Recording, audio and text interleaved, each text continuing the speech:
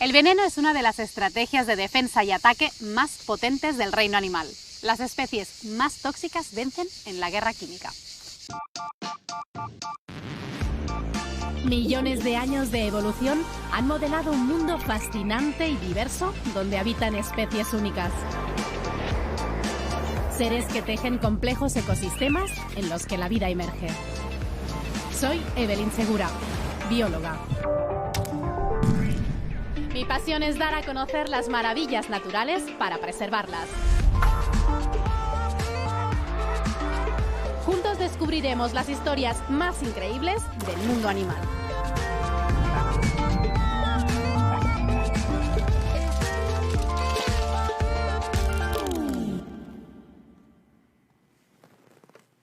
La primera vez que leí Romeo y Julieta tenía 15 años y os confieso que...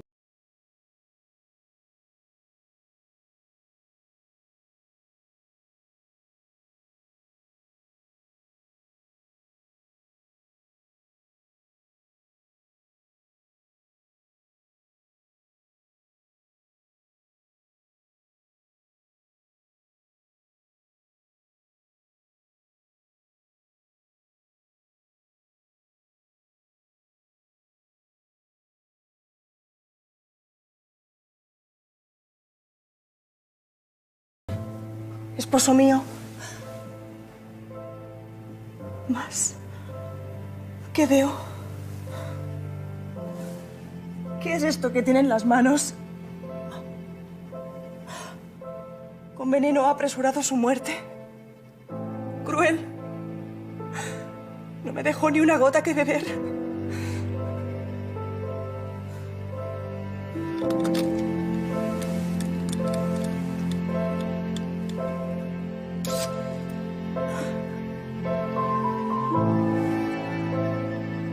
¿Puede haber un final más trágico? La verdad es que Shakespeare tenía una enorme fascinación por las pócimas y los antídotos. Aparecen en muchas de sus obras. El potencial tóxico de algunas plantas, como las del brebaje que ingiere Romeo, se queda corto si lo comparamos con el veneno que segregan infinidad de especies animales. La lucha por la supervivencia es dura y quienes cuentan con un as químico bajo la manga juegan con ventaja. Serpientes, arañas o escorpiones son quizás las criaturas venenosas más conocidas, pero en el planeta habitan nada menos que unas 100.000 especies de animales capaces de producir toxinas. Esta particular guerra química en el mundo animal se libra muchas veces a nuestro alrededor.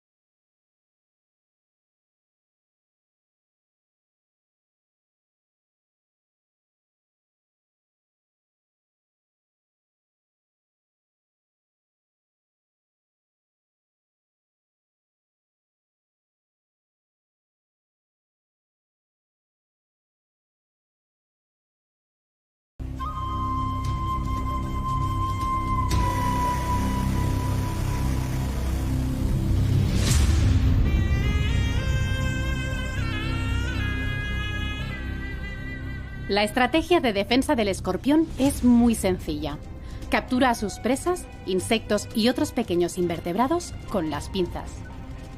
Si así no las neutraliza, entonces les propina la estocada mortal. Arquea la cola por encima de la cabeza y en menos de un segundo les inyecta el veneno con el aguijón. Los alacranes, como también se les conoce, son uno de los animales más tóxicos que existen. Hay alrededor de 2000 especies y todas son venenosas. Aquí en Los Monegros basta con levantar una piedra para toparse con un escorpión. Yo, por si acaso, no me la juego.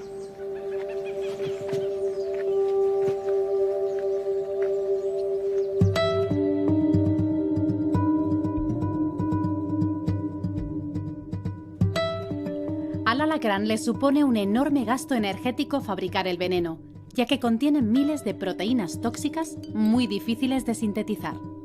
Tarda hasta 3 semanas en elaborarlo, así que lo suele reservar para las ocasiones especiales. ¿Y por qué el alacrán no se intoxica con su propia ponzoña? Es inmune a su veneno porque, al igual que el de las serpientes, está aislado en una glándula que evita que entre en contacto con los órganos. El tamaño de la bolsa aumenta a medida que el animal se hace adulto y también se intensifica la potencia del veneno. Apenas 30 especies de escorpiones son dañinas para los humanos, pero sus efectos pueden ser letales. Su picadura produce palpitaciones, parálisis respiratoria y hasta trastornos mentales. Si no se trata de inmediato, el desenlace puede ser fatal. Ya lo dice el refranero aragonés, si te pica el alacrán, las campanas sonarán.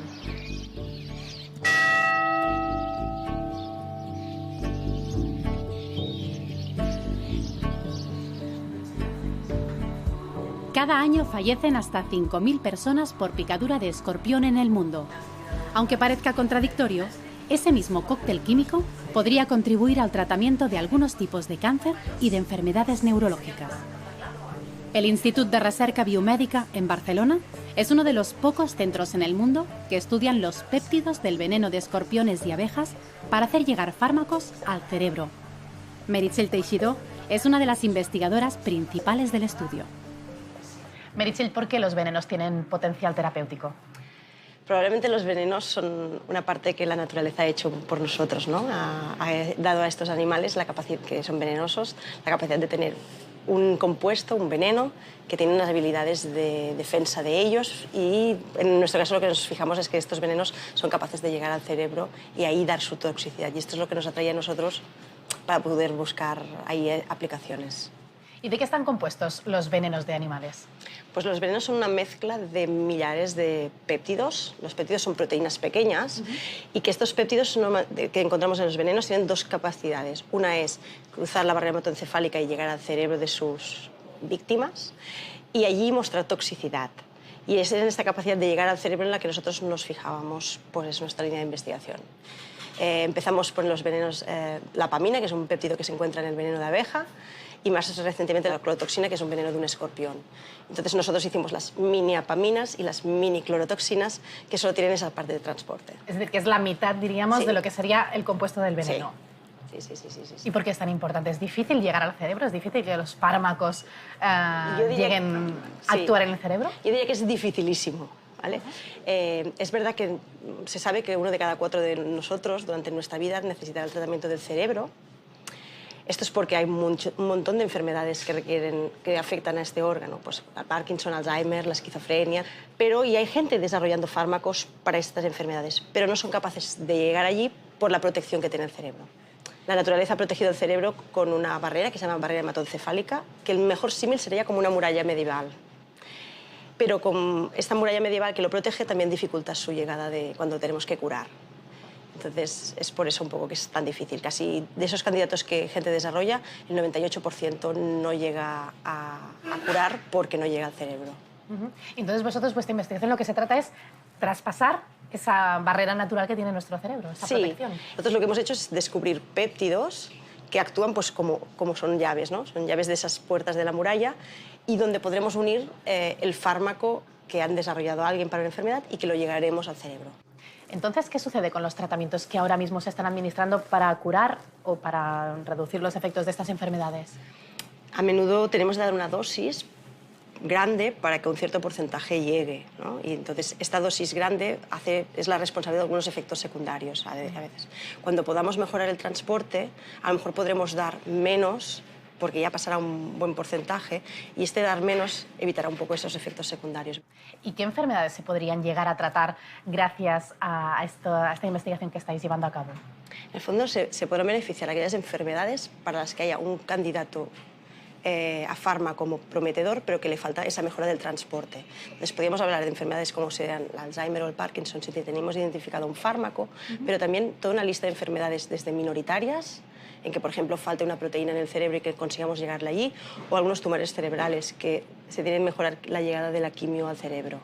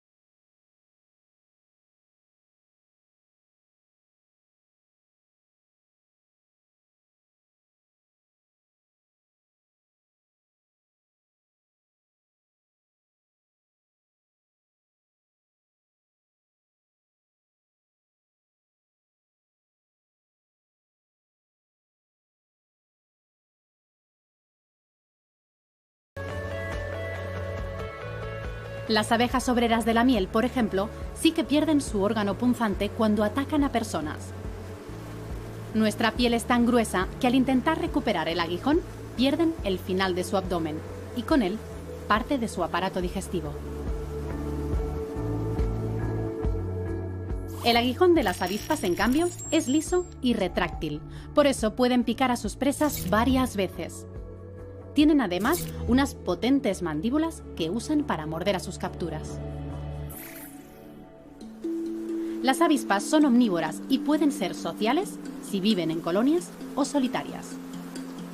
La avispa solitaria utiliza el veneno para cazar, pero la social solo ataca cuando se siente amenazada. Aunque cuidado, porque entonces segrega feromonas, una sustancia con la que avisa a sus compañeras de que está en peligro, y pueden acudir todas en su ayuda con el aguijón a punto.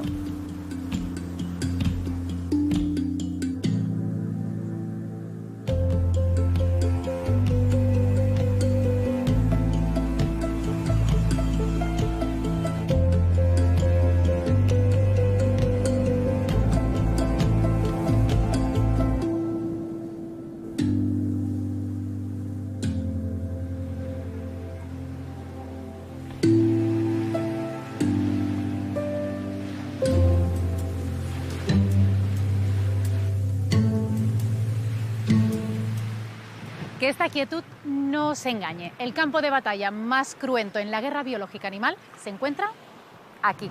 Existen más especies venenosas bajo el mar que en tierra firme. ¿Qué me decís sino de las medusas? Seguro que a más de uno le han arruinado un día de playa.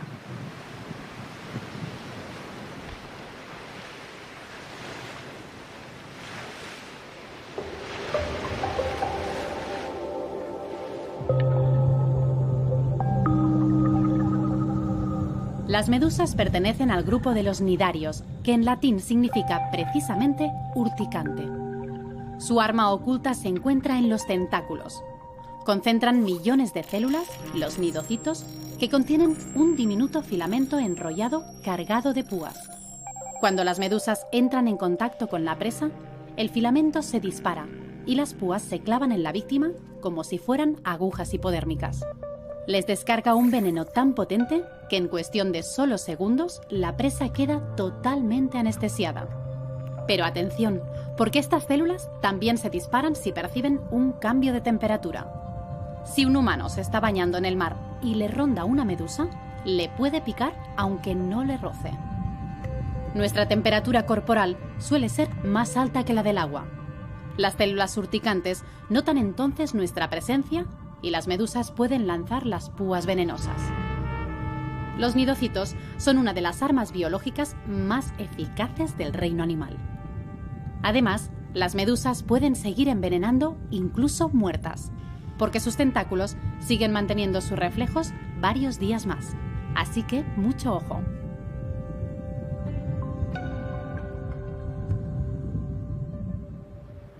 En el Mediterráneo viven 300 especies de medusas de las 4.000 que se conocen. Por suerte, ninguna de ellas es letal, a diferencia de la mortífera medusa caja, la más venenosa del mundo.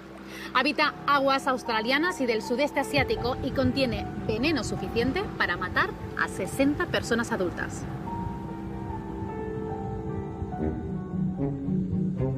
Pero quien sin duda se lleva la palma en la guerra biológica en el mar es el pulpo de anillos azules. Es uno de los animales más venenosos que se conocen.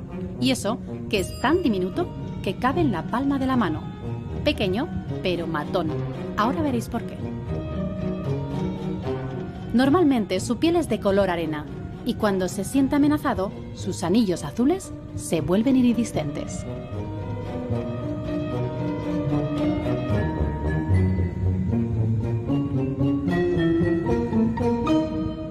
El pulpo muerde a su víctima con el pico. Le inocula entonces el veneno a través de la saliva, que contiene una toxina tan poderosa que provoca a su presa un fallo respiratorio.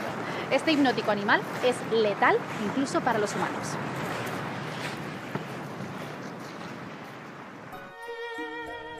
Bajo las aguas habitan cientos de especies tóxicas. Anémonas, rayas, morenas y algunas mortíferas como el pez globo. Su veneno es 1200 veces más potente que el cianuro. El pez escorpión también es letal. Deja fuera de combate a sus presas con un leve roce de sus bigotes.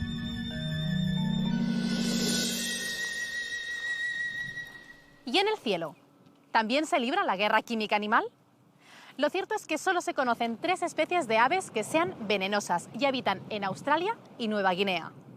En realidad no producen su propio veneno, sino que lo consiguen a través de los alimentos.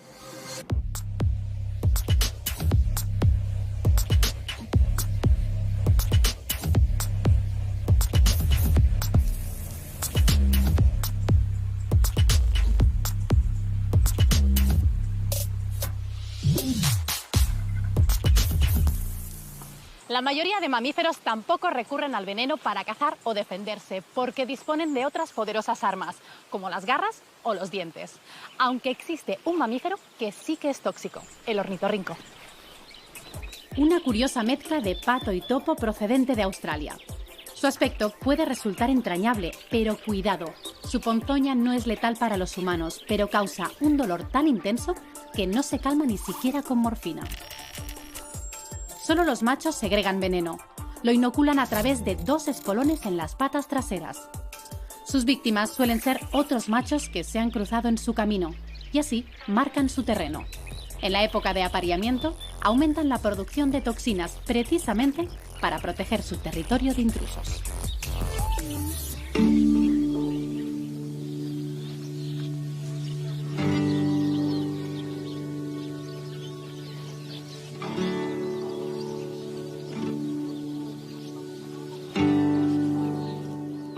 Otro dolor que también dicen que es legendario es el que causa la picadura de la escolopendra. Así que hacedme caso, si os quitáis las botas en plena montaña, mirad bien dentro antes de reanudar la marcha.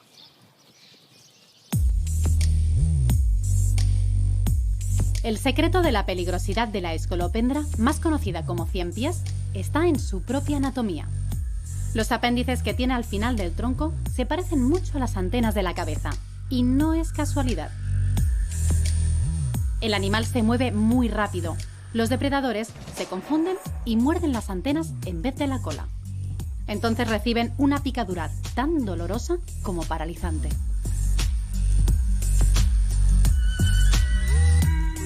La escolopendra inyecta el veneno a través de una especie de uñas ubicadas en la zona bucal, las forcípulas. Usa sus armas químicas tanto para defenderse como para atacar. Se atreve incluso con animales hasta 15 veces más grandes que ella.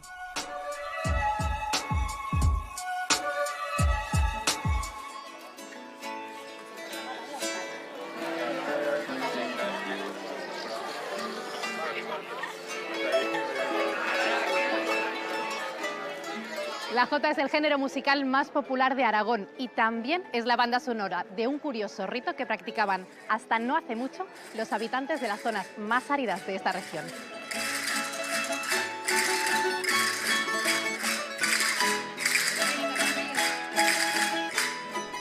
Cuando a un jornalero le mordía una tarántula en el campo, lo trasladaban de inmediato al pueblo y lo metían en la cama con varias mantas. La curación consistía en cantar y tocar instrumentos a su alrededor. Podían estar horas, incluso días. El enfermo sufría convulsiones y no podía parar de danzar. Con el sudor iba expulsando el veneno hasta que al final caía agotado.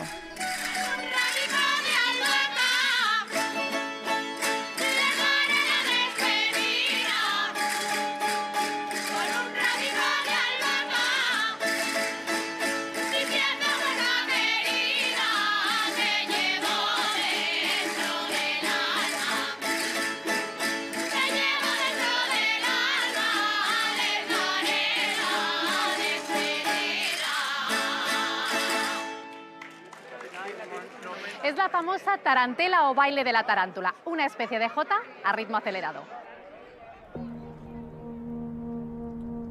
Prácticamente todas las arañas del mundo son venenosas, pero solo unas pocas poseen un veneno tóxico para los humanos.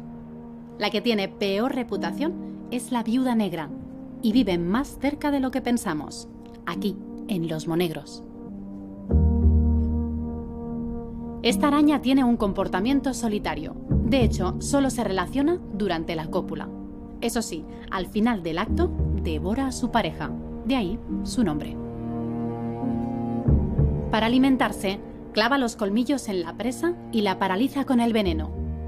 La cubre entonces con enzimas digestivas que descomponen a la víctima hasta convertirla en una especie de papilla. De esta forma, la viuda negra puede sorber su alimento y digerirlo con mayor facilidad. Su veneno es 15 veces más potente que el de la serpiente de cascabel, pero producirlo le cuesta muchos recursos, así que lo reserva solo para cazar.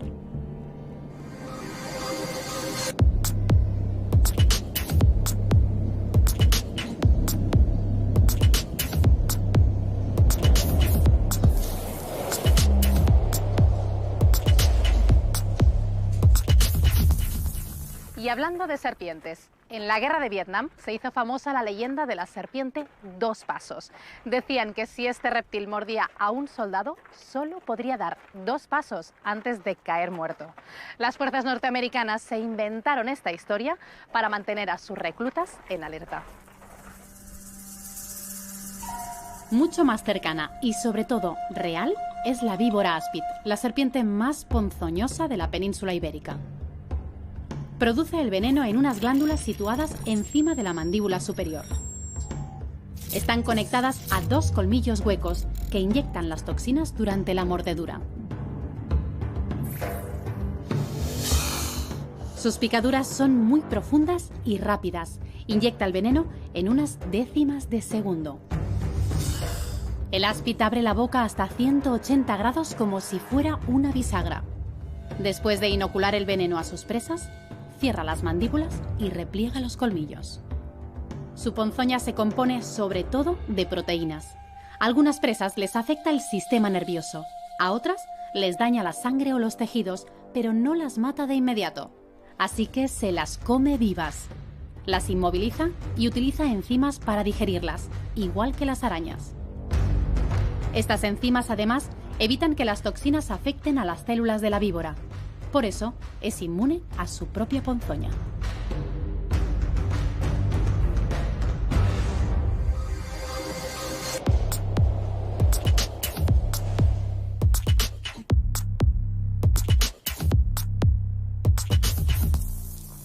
Para explicaros cómo actúa el veneno de serpiente en el organismo, iremos al laboratorio.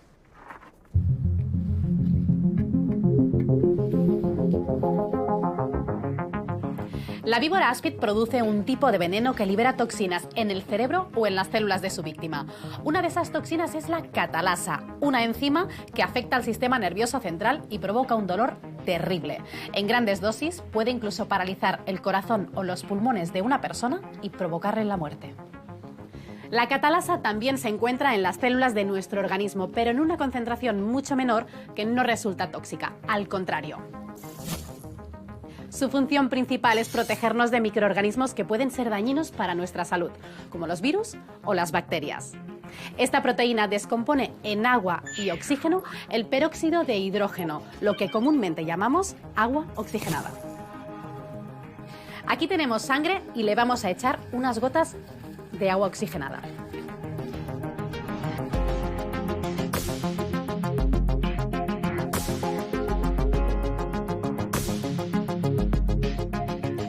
Cuando la usamos para curar una herida y vemos que sale una espuma, se debe a este fenómeno.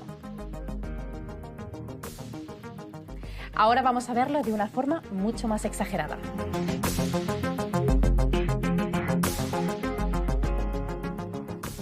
El oxígeno causa esta espuma que nos provoca escozor en la herida. La función de la catalasa, por tanto, es transformar la sustancia tóxica en algo inocuo para nuestro organismo.